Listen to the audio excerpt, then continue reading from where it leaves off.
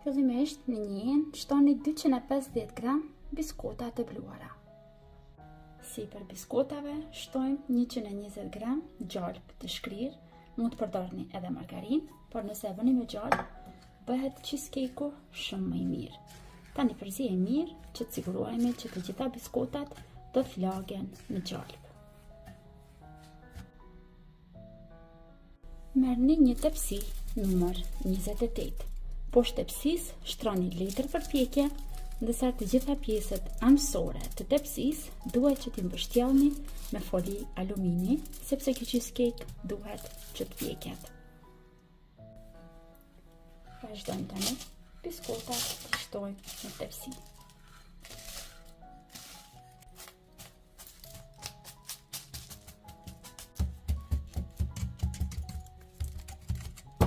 Largojmë biskotat anësh, vazhdojmë të përgatisim kremin.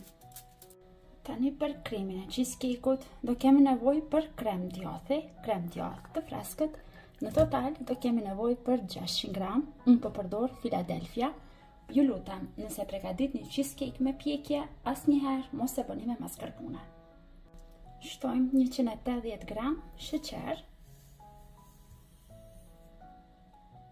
Vazhdojmë i rajmë me mikser një herë vetëm krem djathin dhe sheqerin. Tani që kemi përzier mirë krem djathin dhe sheqerin, vazhdojmë që brenda të shtojmë 200 ml krem pana për ëmbëlsira. Përsëri rajmë me mikser. Vazhdojmë që brenda të shtojmë 3 vezë të plota. Dhe përsëri duhet që t'i rajmë me mikser. Vazhdojmë tani që të shtojmë një shisten, 2 lugë gjelle të plota me një shiste dhe 1 lugë gjelle me mijall. Dhe përsëri e rajmë me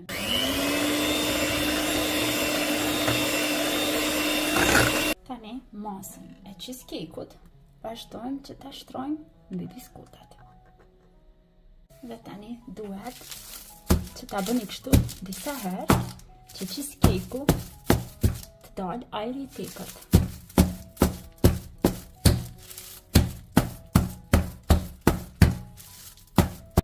Tani cheesecake-un duhet që ta vendosim në një tepsi tjetër më të madhe. Që cheesecake-u na pjeket mirë, brenda në tepsi duhet që të shtojmë ujë. Pra vetëm brenda në tepsin, jo brenda në cheesecake. Dhe momenti më kritik për një cheesecake është pjekja. Gjatë pjekjes nuk guxojmë që t'ja çelim derën fare dhe fura duhet që t'jetë e parangrohur në 180 gradë dhe vazhdojmë me mbajmë brenda cheesecake-un për 50 minuta. Ju lutem mos e hapni derën.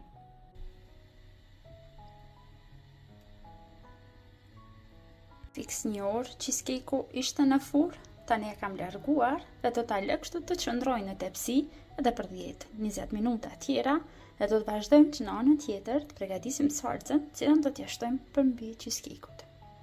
Sipër sot do t'ja shtoj pra lyerja nga pemët ose frutat e molit. Në total do të shtojmë 300 gram fruta. Unë i kam të ngrida, pasi në këto kohë nuk mund që të gjetë të freskëta, njëjtë mund që t'i përdorni edhe ju të ngrida. Ky lloj i cheesecake-ut që po e përgatisim sot, thirret New York cheesecake, është një nga ëmbëlsirat më të famshme dhe për mendimin tim më të shijshmet. Si për pemëve, shtojmë 4 lugë gjelle të plota me sheqer. Përzijmë mirë dhe nuk i shtojmë ujë dhe i vendosim në zjarr mesatar derisa sheqeri shkrihet tukon 2 deri në 3 minuta. Si janë zier pemët, vazhdojmë që t'i bluajmë me blender. Pemët tani largojmë anësh pak. Marrim një lugë gjelle në shiste dhe tretim në shisten me gjysmë gote çaji me ujë ose 50 ml me ujë dhe e përzijem mirë. Tani këtë përzierje me një shiste dhe ujë e shtojmë te pemët dhe i rikthejmë në zjarr derisa kremi trashet. Dhe pra të dashur miq, po e vreni cheesecake-un sa i mirë që ka dalë. Është ftofur dikon 15 minuta, pra prej se e kam larguar nga fura, kremin e pemëve tani e kemi gati, vazhdojmë që t'ja shtojmë sipër. Kjo është trashësia e kremit, pra duhet fitoni një krem të trash, pak më të trash se sa marmelata.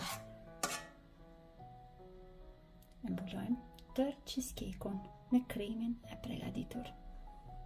Dhe të dashur miq, kjo recetë e kësaj ëmbëlsire është me të vërtetë një mrekulli.